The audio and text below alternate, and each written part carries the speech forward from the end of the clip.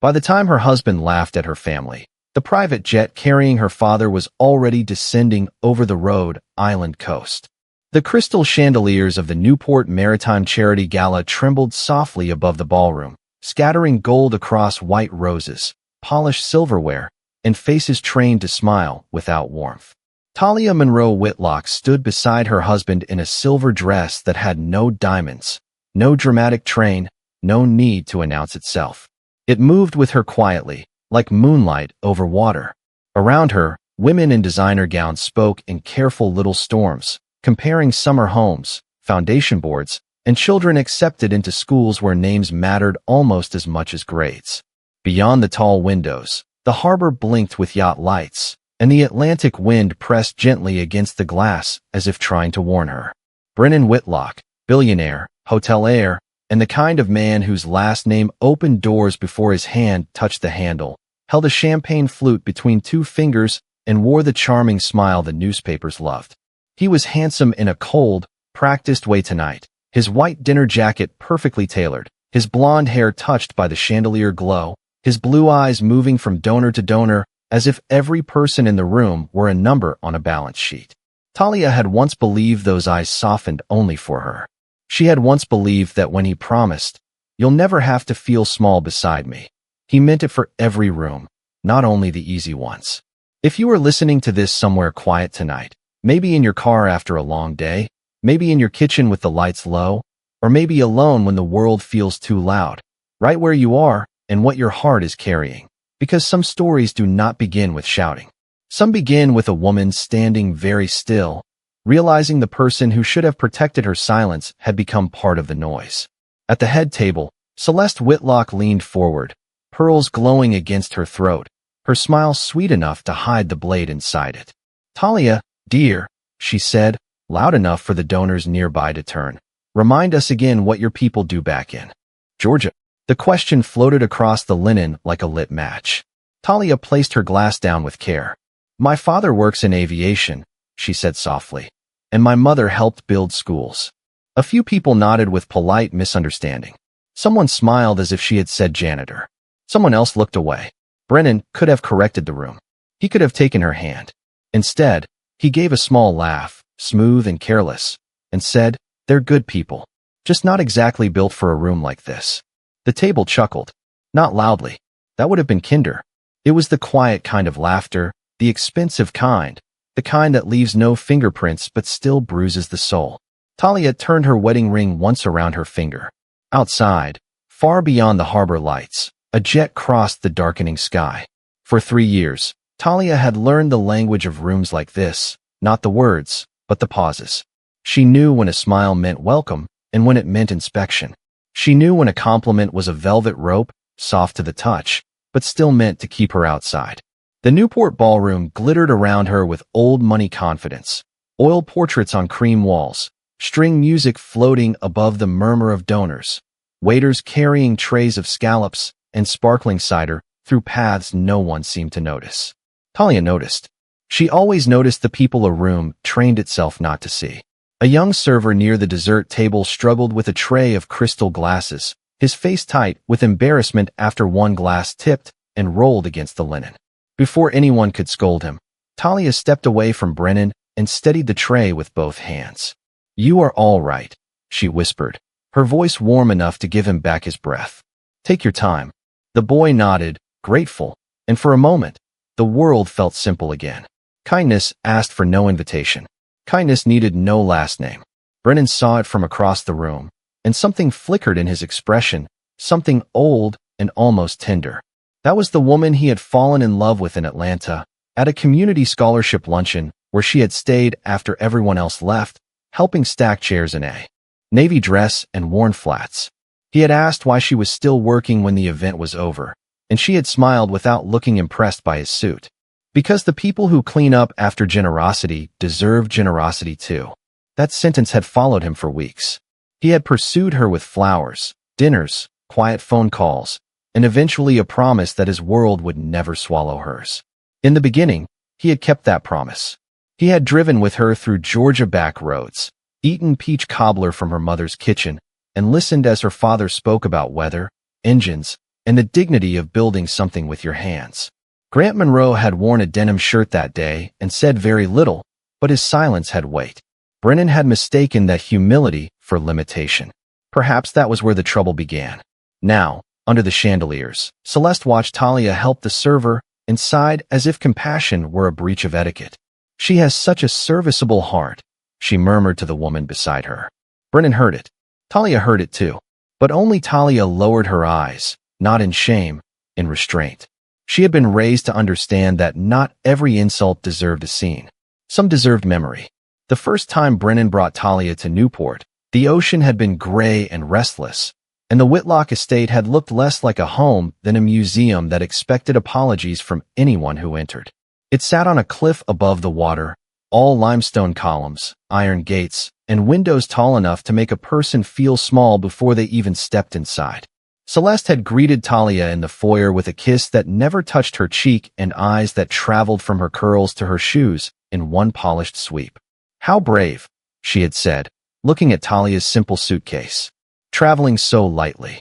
Brennan had laughed then, not cruelly, not yet, but nervously, as if his mother's judgment were whether he had learned to survive instead of something he could stop.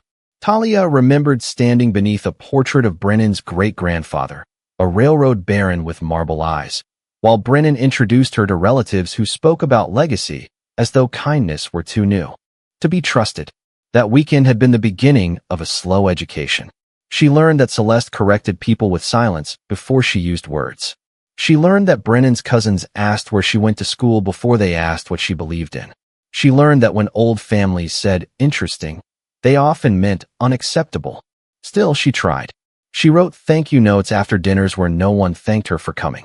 She learned the names of housekeepers, gardeners, drivers, and assistants, because they were the only people in that world who looked directly at her without measuring her.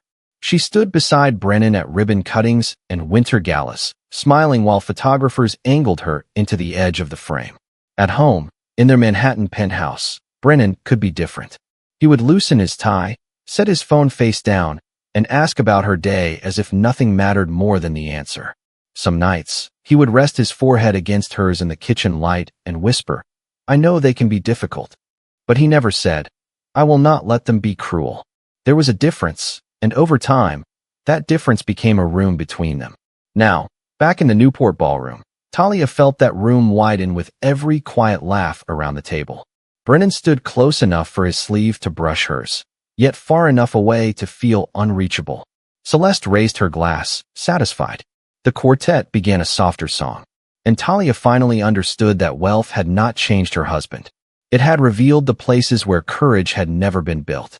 By the time the charity auction began, the ballroom had grown louder, not with joy, but with the polished confidence of people who believed money could make every opinion sound refined. A large screen lowered behind the podium, displaying photographs of children in school uniforms, rebuilt libraries, coastal classrooms, and scholarship recipients smiling beneath American flags. The Newport Maritime Foundation had spent all summer preparing for this night, hoping to raise enough money to expand education programs across rural communities from Maine to Mississippi. Talia watched the images with a stillness that softened her face. Schools had always been sacred to her. Her mother, Lenora Monroe, had spent 30 years helping communities build them, first in church basements, then in converted storefronts, then in places where children had to ride buses more than an hour just to reach a decent classroom. Talia could still remember being 10 years old, sitting under a folding table while her mother painted alphabet letters on a classroom wall in Albany, Georgia. She remembered her father arriving late in work boots, smelling faintly of engine oil and rain, placing a paper bag dinner beside her and saying, "Baby girl, remember this. A building is only rich when it gives somebody a future." That sentence had shaped her more than any mansion ever could. At the head table, Brennan leaned toward a silver-haired investor named Porter Vale, whose shipping company had been circling Whitlock resorts for months. Porter nodded toward Talia with the casual curiosity of a man used to owning every conversation he entered. "Your wife must find all this rather impressive," he said. "Quite a climb from Georgia, I imagine." Brennan's jaw tightened for half a second. Talia saw it. She waited for him to choose her. Instead, he chose the room. "Talia has adjusted well," Brennan said with a light smile. She is very grateful for the life we have built. Grateful? The word landed softly, but it landed wrong. Talia turned her head and looked at him, not with anger, not with tears, but with the kind of quiet disappointment that does not beg to be understood. Celeste noticed the silence and moved in like a woman arranging flowers over a crack in the table. Brennan has always had a generous heart, she said. He sees potential in people others might overlook. The guests murmured approval. Talia folded her hands in her lap. Her ring caught the chandelier light, a small circle of fire on her finger. Once, that ring had meant partnership. Tonight, it felt like evidence in a case no one else knew was being tried. Then the auctioneer announced the evening's largest pledge category, the Legacy Education Fund, and asked whether any family wished to make a leading contribution. Celeste smiled toward Talia, sweet and sharp. Perhaps your family might surprise us, she said. The table waited. Brennan looked at his glass. And somewhere beyond the coastline, the aircraft carrying Grant Monroe began its final approach. The question hung over the table like a glass ornament waiting to fall. Perhaps your family might surprise us. Celeste had said it with the softness of a hostess offering dessert, but everyone understood the invitation beneath it. Prove you belong. Prove you can pay. Prove your bloodline is not just a charity case Brennan rescued in a moment of romantic rebellion. Talia looked at Celeste, then at the faces surrounding the table, each one pretending not to watch while watching everything. Porter Vale lifted his brows with mild amusement. His wife touched the pearls at her neck. A woman from a Boston museum board leaned closer to hear what the brown woman in the silver dress would say. Talia could have ended it then. She could have spoken her father's name and watched the room rearrange itself around power. She could have told them that the quiet man they imagined in a small-town repair shop owned hangars in Savannah, Houston, and Palm Springs. She could have explained that Monroe Air did not chase wealthy clients. Wealthy clients waited for Monroe Air to approve them. But dignity, the kind her parents had given her, was not a weapon she enjoyed using just because people mistook it for weakness. So she only smiled, very gently, and said, "My family gives where it matters." Celeste's mouth curved. How noble. Though tonight, dear, numbers matter too. A small ripple of laughter moved through the table. Brennan shifted beside Talia, uncomfortable now, but still silent. That silence hurt more than the laughter. Laughter belonged to strangers. Silence belonged to a husband.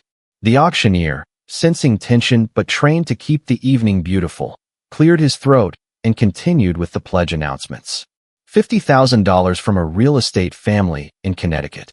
$100,000 from a seafood magnate out of Boston.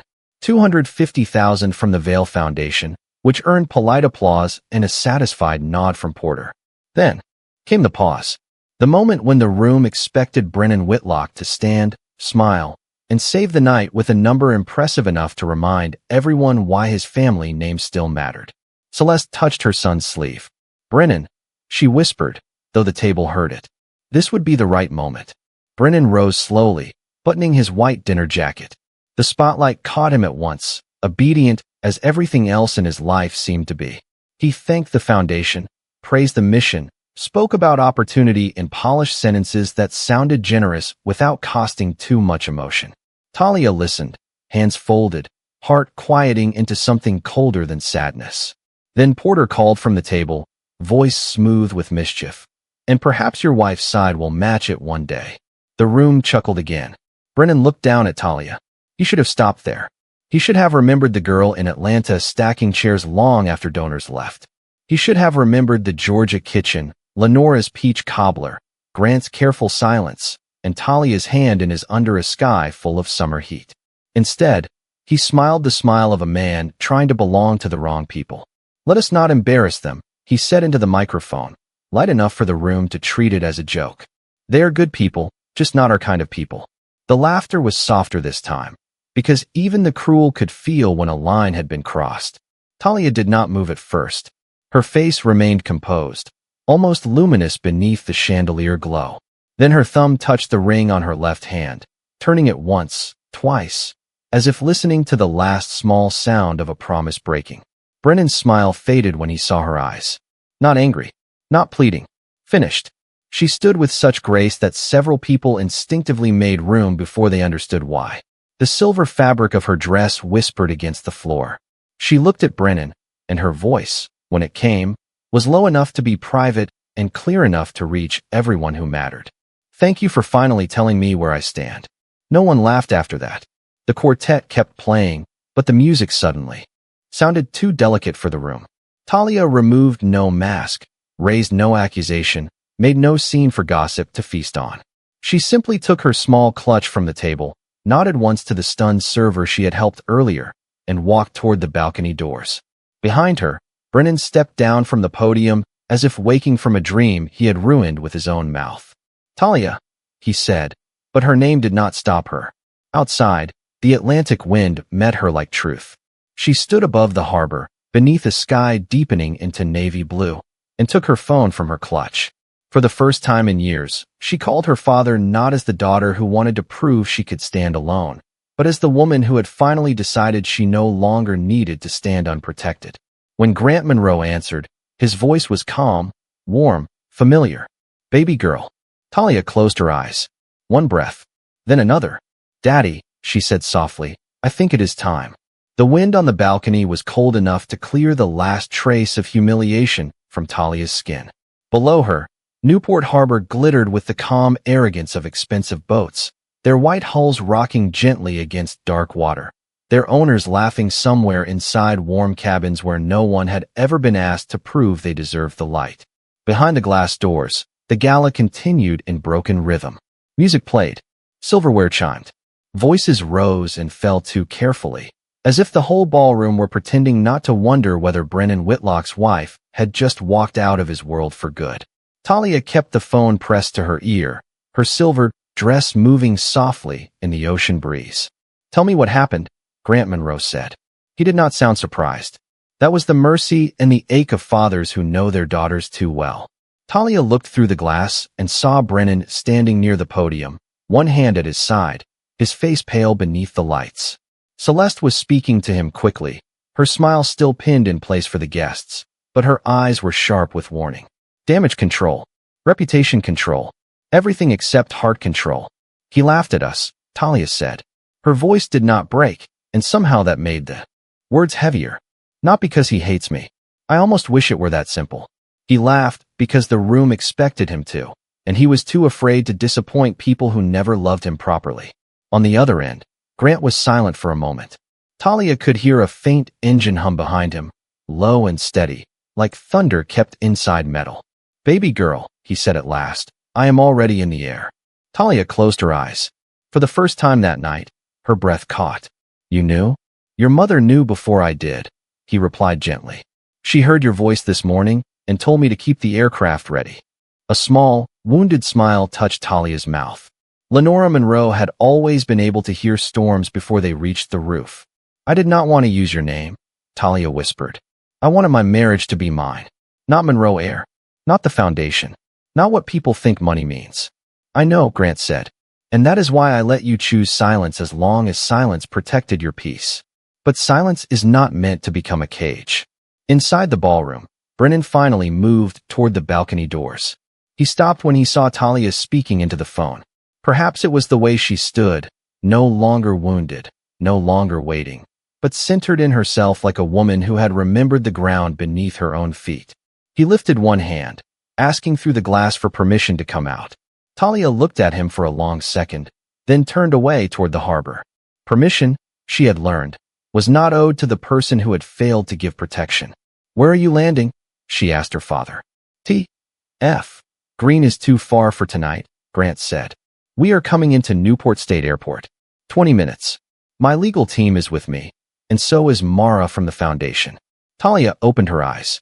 The harbor lights blurred, then sharpened. The foundation? The Monroe Legacy Board approved the education pledge last week, he said. $80 million over 5 years. Your mother insisted the first announcement be made tonight. Talia's fingers tightened around the phone. Daddy, it is already in your name, he said. Not because you need a rescue. Because you earned it. Every school visit. Every scholarship interview. Every child you remembered after the cameras left. You thought we did not see because we stayed quiet. We saw everything. For a moment, the cold balcony, the ballroom, the laughter, the ring on her finger, all of it seemed to fall away. Talia was a little girl again, sitting under a folding table with paint on her hands while her mother built a classroom out of nothing but faith and donated lumber. She was 16, riding beside her father past a small airport in Georgia, listening as he told her that engines were like people, powerful only when every hidden part was honored. She was 26, meeting Brennan for the first time, believing love could be a place where she did not have to explain her worth. The balcony door opened behind her. Brennan stepped out slowly, the ocean wind catching his jacket. "Talia," he said, softer now, stripped of performance. She did not turn immediately. Grant heard his voice through the phone and went quiet. Brennan took one step closer, then stopped, as if he finally understood that closeness was no longer his right. "I was wrong," he said. "I know." Talia looked at the dark line where sky met sea. "You were not wrong by accident, Brennan. You were wrong in public. That matters." He swallowed. The confidence that had carried him through boardrooms, interviews, and billion-dollar negotiations offered him nothing here. "Let me fix it." Talia turned then, her face calm beneath the balcony light. "You cannot fix a wound by being embarrassed that people saw you cause it." Brennan looked as though the words had taken the last air from him. Inside, the applause began again for another donor, hollow and bright. Outside, somewhere beyond the water, a private jet descended through the night, carrying a father who had never needed a ballroom to know his daughter's worth. The sound reached the ballroom before the news did. It was not loud enough to interrupt the quartet, not sharp enough to alarm the guests, but it moved beneath the music with a low, steady authority, an aircraft descending through the coastal dark. On the balcony, Brennan heard it too. His eyes lifted toward the sky, then returned to Talia's face, searching for an explanation she no longer owed him. "Who was coming?" he asked. Talia slipped her phone into her clutch with the kind of care that made the smallest movement feel final. "My father." The words were simple, but they changed the air between them. Brennan glanced toward the harbor, then back at the ballroom, where Celeste stood near the head table pretending not to stare through the glass. "Talia, I need to understand." She looked at him then, really looked at him, and for the first time that night, he saw not the wife who had adapted to his world, not the woman his mother had tried to polish into obedience, but someone with roots deeper than his family tree and a strength that had never asked permission to exist. "No," she said softly. "You needed to understand before you laughed." At Newport State Airport, 20 minutes away, the private terminal glowed against the night like a lantern at the edge of the runway. A Gulfstream rolled to a smooth stop beneath white floodlights, its engines settling into a dignified hush. The door opened, and Grant Monroe stepped down in a dark navy suit. No flashy watch, no entourage built for theater, only presence. His skin held the warm brown depth of Georgia summers. His hair was silver at the temples, and his eyes carried the calm of a man who had nothing to prove because proof had been building behind him for decades. Beside him came Mara Ellison, executive director of the Monroe Legacy Foundation, carrying a leather portfolio embossed with Talia's initials. Behind them, 2 attorneys and a communications aide moved with quiet precision. A black SUV waited near the terminal, its headlights cutting across the pavement. Grant paused at the bottom of the stairs and looked toward the coast, as if he could see his daughter through the miles of darkness. "Let us go remind them what wealth is supposed to serve," he said. Back at the gala, whispers had begun to travel. A board member received a text, then another. The foundation chair checked her phone and went pale with astonishment. Porter Vale frowned at his screen, reading the name Monroe Air twice before recognition struck him into silence. Celeste noticed the shift before she understood it. People who had been laughing minutes earlier now stood straighter, their smiles uncertain, their curiosity suddenly respectful. Brennan stepped back inside with Talia beside him, though not touching him. That distance was visible. It was more powerful than an argument. The auctioneer tapped the microphone, confused by the murmurs spreading across the room. Then the ballroom doors opened, and the hotel manager entered first, moving quickly toward the foundation chair with an expression reserved for governors, presidents, and people whose signatures could change entire budgets. Behind him walked Grant Monroe. The room did not gasp. It inhaled. That was worse. It was the sound of 100 assumptions collapsing at once. Talia stood near the balcony doors, silver dress glowing beneath the chandelier light, her face unreadable until her father found her. Then, for one brief second, she was not Brennan Whitlock's wife, not Celeste Whitlock's disappointment, not the subject of a room's polished cruelty. She was simply a daughter, and the softness that crossed Grant's face made every diamond in the ballroom look unnecessary. He walked past the donors, past Portervale, past Celeste, stopping only when he reached Talia. "Baby girl," he said, opening his arms just enough to offer, not demand. Talia stepped into his embrace, and the silence around them became something almost sacred. Brennan watched with a shame so quiet it had no language yet. Mara Ellison approached the podium and handed the auctioneer a card. He read it, blinked, then looked toward the foundation chair for confirmation. The chair nodded, visibly shaken. The microphone crackled. "Ladies and gentlemen," the auctioneer said, his voice thinner than before, "the Monroe Legacy Foundation has pledged $80 million over 5 years to the Education Initiative, with the inaugural gift dedicated tonight in honor of Talia Monroe Whitlock." The applause did not begin immediately. People needed a moment to understand how badly they had misjudged the woman they had tried to shrink.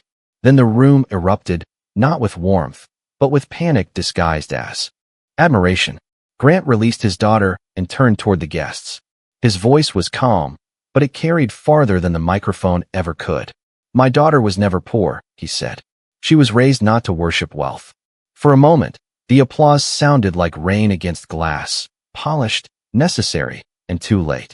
Talia stood beside her father while the ballroom tried to rearrange its memory of her. Faces that had looked through her now searched for her eyes. Smiles that had once measured her dress now stretched into sudden admiration. Portervale rose first, clapping with the enthusiasm of a man who had discovered respect only after seeing a number large enough to frighten him. His wife followed. Then the museum board members. Then the cousins. Then the strangers who had laughed because laughter cost them nothing. Celeste Whitlock remained seated. Her pearls did not move, but her face had lost its careful warmth. She stared at Grant Monroe as if dignity itself had entered through the front doors without asking her permission. Brennan stood a few feet away, alone in the center of the room he had spent his life trying to master. He had seen powerful men arrive before. Senators, hotel kings, investors with private islands and private opinions. But Grant's power was different. It did not lean forward. It did not ask to be noticed. It simply stood there, calm and immovable, making every chandelier seem less important. Mara Ellison stepped to the microphone, opened the leather portfolio, and spoke with professional grace. "The Monroe Legacy Foundation is proud to begin this partnership in Newport, but the vision belongs to Mrs. Talia Monroe Whitlock, whose years of quiet service helped shape this initiative from the beginning." A second silence fell, heavier than the first. Brennan looked at Talia as if seeing chapters of her life he had never bothered to read. The weekend trips she called personal errands. The scholarship interviews she took from hotel lobbies while he attended board meetings. The handwritten letters from students she kept in a blue box near their bed. He had thought kindness was her habit. He had not understood it was her work. Celeste finally stood, smoothing the front of her gown. "Mr. Monroe," she said, her voice delicate and strained. "What a remarkable surprise. Had we known?" Grant turned toward her, not unkindly, and that made it worse. "Mrs. Whitlock, people usually reveal themselves best when they do not know who is watching." The words did not rise. They did not need to. Talia lowered her gaze for half a breath, not in shame, but to protect the last private piece of her heart from becoming spectacle. Brennan stepped toward her then, but Grant did not move aside. He did not block him. He simply existed between them like a question Brennan had failed to answer. "Talia," Brennan said, and this time her name sounded different in his mouth, less like possession, more like prayer. She turned to him slowly. The room leaned in, hungry for drama, but Talia gave them none. "Not here," she said. "You already chose this room once tonight. I will not let it choose the rest of my marriage." The ballroom did not follow them when Talia walked out. That was the first mercy of the night. Grant stayed near the podium with Mara, calmly guiding the foundation announcement back toward the children it was meant to serve, while Talia stepped into the quiet corridor beyond the ballroom doors. Brennan followed at a careful distance, no longer the billionaire host, no longer the polished son of Newport, only a husband standing in the shadow of his own words. The hallway smelled faintly of sea salt, roses, and rain carried in from the open terrace. Talia stopped beneath a framed photograph of the harbor at sunrise, her silver dress catching the softer light away from the chandeliers. "I am sorry," Brennan said. The words were simple. For once, they had no performance in them. Talia looked at him, and the sadness in her eyes was steady enough to make him lower his own. "You are sorry because you lost control of the room," she said. "I need to know whether you are sorry because you forgot how to stand beside your wife." Brennan took a breath, slow and shaken. "I forgot because I was afraid of becoming small to people who were already small in spirit." Talia touched her wedding ring, but did not remove it. "Not yet. I did not marry you for your name," she said. "And I will not stay married to a man who needs my father's name to respect mine." The truth settled between them, clean and heavy. Brennan nodded, tears bright but contained, because this was not a moment for begging. It was a moment for learning. "Tell me where to begin," he whispered. Talia looked past him toward the ballroom, where applause now rose for the schools, the students, the future her mother had always believed in. "Begin there," she said. "Go back inside. Correct what you broke.